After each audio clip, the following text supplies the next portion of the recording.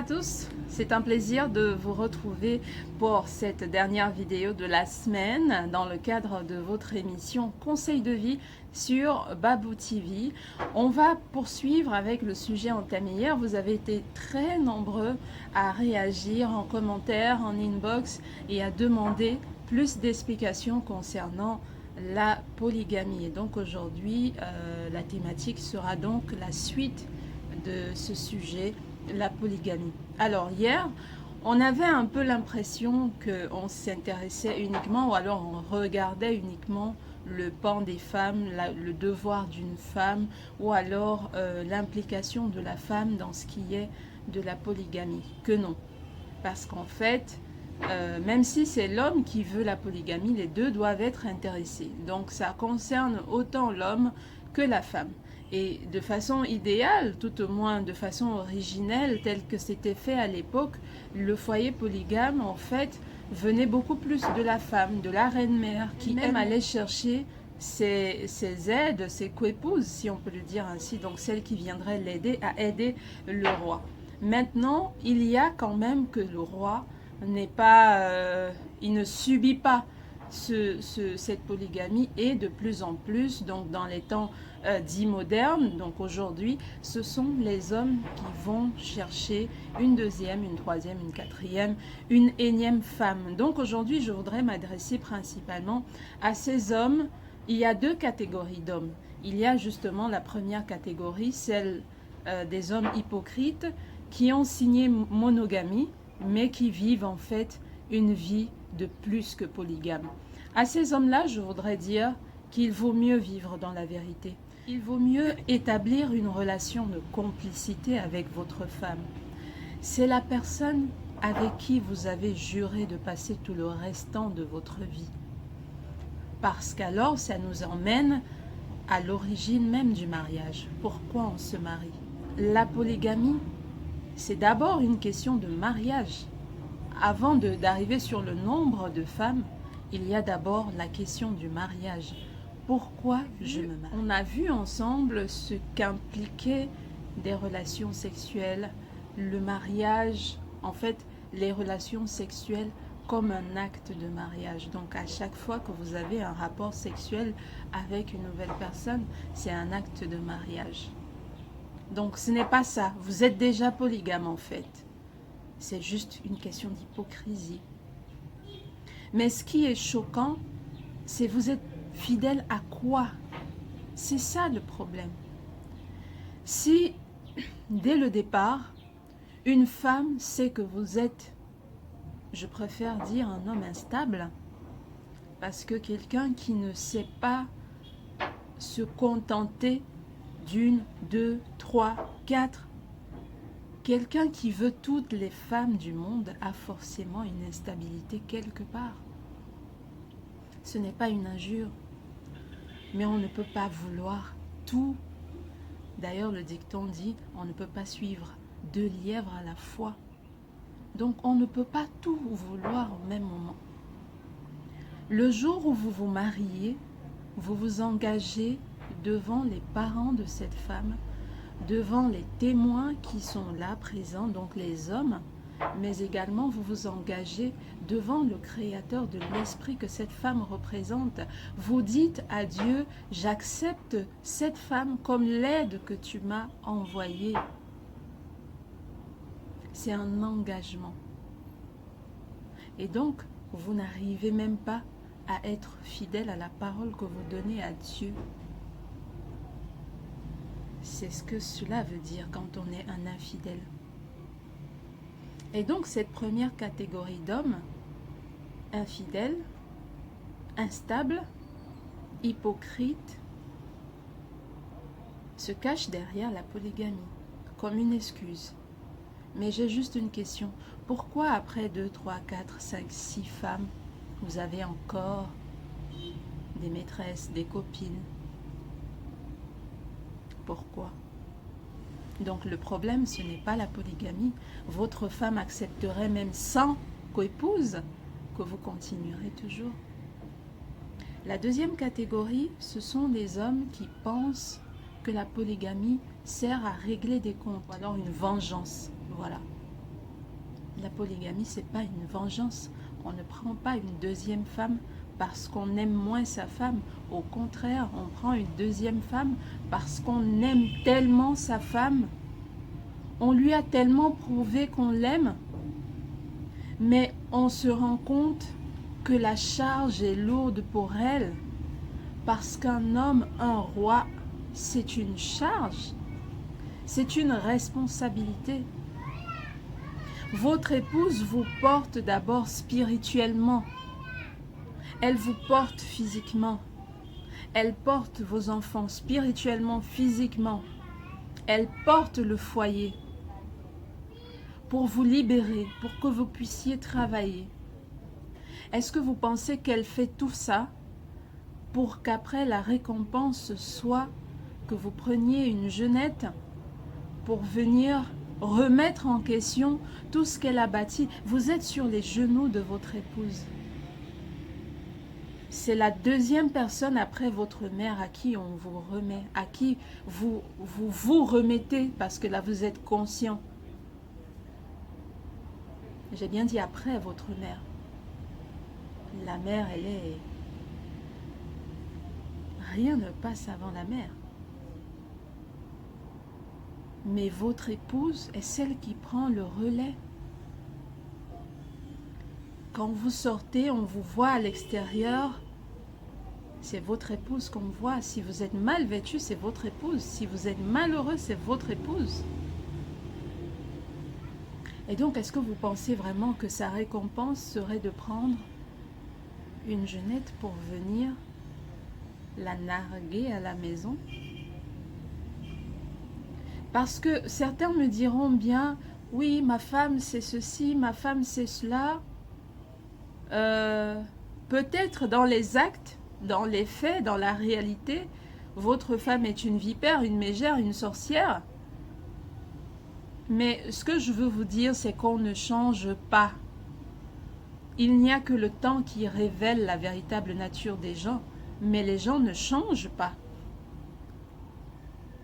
Et je suis sûre que dès le départ, vous avez eu des, comment je vais dire, des sortes de warning concernant cette personne, mais vous avez insisté. Souvenez-vous, dans un numéro précédent, j'ai dit que la vie que nous vivions était un choix que nous avons fait. Tout ce qui nous arrive est un choix fait par nous, que nous assumons juste. Et donc la femme que vous avez, qui aujourd'hui vous le dites, est une sorcière, est une mégère, est une vipère, elle a toujours été une vipère, elle a toujours été une sorcière. Mais vous l'avez quand même prise au départ, vous l'avez épousée, vous vous êtes engagé auprès de Dieu là concernant. Pourtant peut-être Dieu vous avait prévenu déjà que ce n'était pas la bonne. Et donc aujourd'hui il faut assumer. Elle n'a pas à payer les pots cassés. Vous devez assumer. Et donc si vous décidez de prendre une deuxième épouse, rassurez-vous que ce soit pour les bonnes raisons. Et là, je voudrais juste interpeller, mesdames, acceptez la polygamie, acceptez même le mariage, parce qu'il y a d'abord un mariage avant qu'il ne soit polygame. Avant d'accepter, acceptez pour les bonnes raisons. Acceptez pour les bonnes raisons. Qu'on ne vous dise pas, oui, tu viendras, oh, ma femme, c'est une vieille, je vais la chasser, ou alors, non, de toute façon, elle est là-bas dans sa maison, je ne la gère plus. Et une fois que vous arrivez dans le foyer, vous vous rendez compte qu'il donne encore quand même de l'attention à cette vieille marmite. Il l'utilise encore pour chauffer de l'eau. Et là, ça vous fait mal. Et vous dites, oui, la polygamie, c'est pas bon, il m'a menti. C'est parce que vous vous êtes mariés pour les mauvaises raisons. Chacun doit reconnaître sa place. Chacun doit rester à sa place. Mariez-vous, acceptez un mariage polygamique parce que déjà vous partagez l'idéologie, vous savez ce que c'est que la polygamie et vous savez que vous arrivez, ce n'est pas pour remplacer quelqu'un, c'est juste pour remplir ou combler peut-être un vide. Parce qu'effectivement, La reine doit pouvoir être tout ce que le roi n'est pas. Mais il peut arriver, dans le cas de la polygamie, que la reine n'arrive pas à combler tous les vides seule. Et donc elle se cherche des aides qui viennent aussi aider le roi à combler certains vides. Et donc quand vous arrivez, complétez votre vide. Parce que l'espace qu'elle occupe, justement, elle a déjà comblé un vide là-bas. Ne pensez pas que vous allez venir remplacer. Venez chercher à combler votre vide. Donc, c'était une petite parenthèse pour m'adresser aux dames. Mais, messieurs, on ne fait pas polygamie par vengeance. Alors, votre foyer en lui-même deviendra un champ de bataille. Entre les femmes et vous, entre vous et chaque femme. Parce que vous avez ramené un autre esprit avec une mauvaise intention. C'est vous qui êtes la base. À l'époque, c'est la première femme qui donnait le ton au foyer polygamique parce que justement le roi ne rentrait pas dans les caniveaux, entre guillemets. C'est-à-dire, il ne descendait pas jusqu'à un certain niveau. Le roi reste sur son trône. Il reste à gérer les problèmes du foyer. Et souvenez-vous de ce que je dis. On ne va pas chercher une deuxième femme si la première n'est pas assise sur son royaume, n'a pas tout ce qu'elle mérite, n'est pas une reine dans ce que vous lui offrez, parce qu'elle est une reine dans son être, dans sa chair, dans son esprit.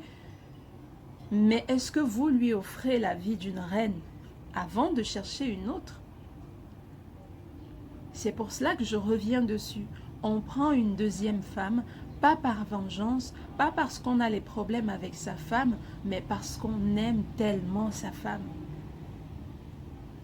On a un petit vide en soi, et on se dit, ma femme elle a déjà tellement comblé de vide. Je l'aime tellement, je ne peux pas lui mettre ce fardeau supplémentaire sur le dos, ce vide-là.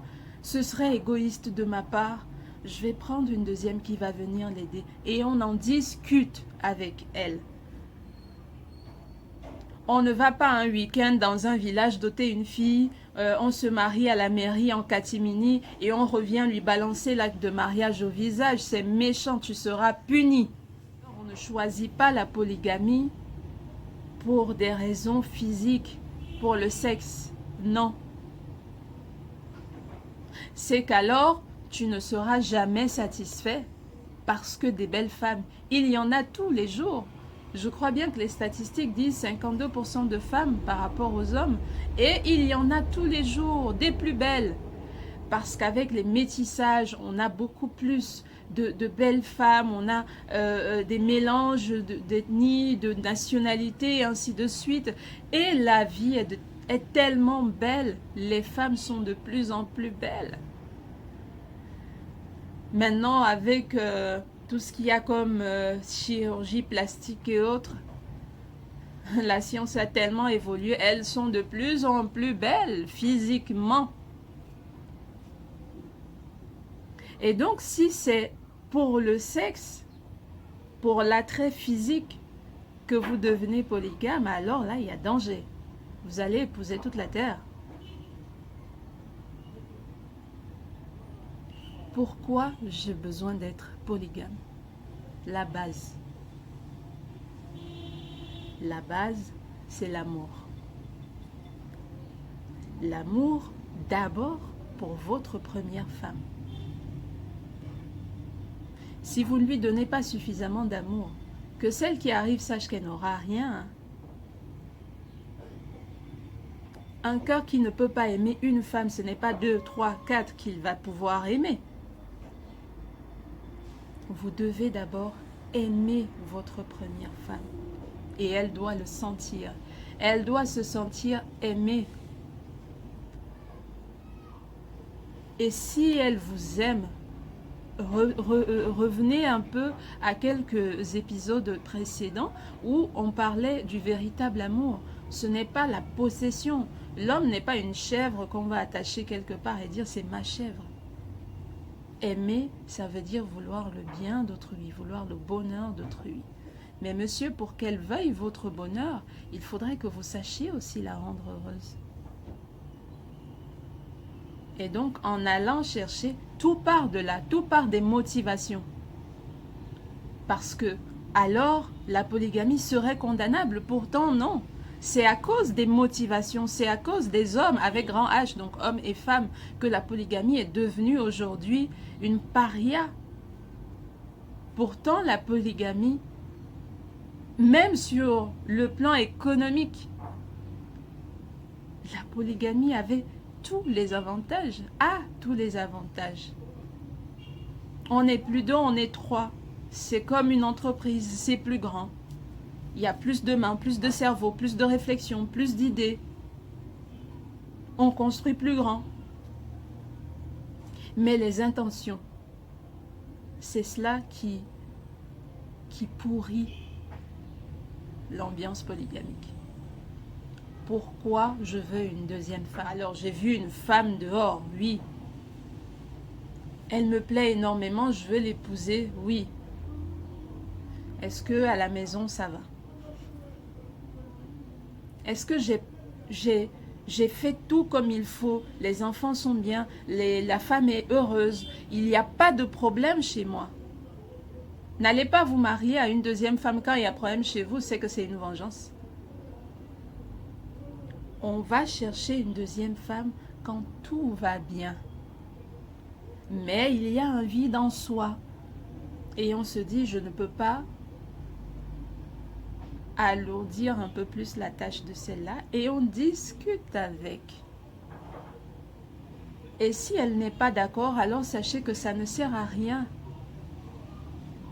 Parce que si la femme vous lâche, vous verrez. Vous pouvez dire tout ce que vous voulez, mais vous reviendrez témoigner. Parce que c'est un pilier de votre royaume qui va lâcher. Donc vous gagnerez pas à faire un bras de fer, mais à trouver les moyens de lui prouver votre amour et lui dire et la rassurer. C'est pas dans les paroles, mais en lui montrant qu'elle n'est pas menacée, que votre amour pour elle ne souffrira de rien et surtout dire à la nouvelle arrivante tout l'amour et toute la place qu'elle a dans votre cœur. C'est cela être un bon polygame. C'est bien beau de dire oui, la polygamie, je veux, c'est bon, je veux. Mais alors, quelle polygamie? Et quand on a deux, apprendre à être fidèle à soi-même. Parce que sinon, c'est la braguette ouverte à toutes les dérives. Et là, ça cesse d'être une polygamie, ça devient le libertinage. Et donc, du coup, je vous dirais, si vous n'êtes pas prêt, vous ne mariez pas. Restez célibataire. Comme un cabri. Vous pourrez sauter, sauter, sauter, sauter. Mais attention, le revers de la médaille. Merci à tous de nous avoir suivis pour ce dernier numéro de la semaine. On se retrouve lundi avec un nouveau conseil de vie. On parlera beaucoup de promesses et de paroles pour la semaine à venir. Très bon week-end à tous. Au revoir. N'oubliez pas, si vous avez aimé, abonnez-vous, likez, partagez.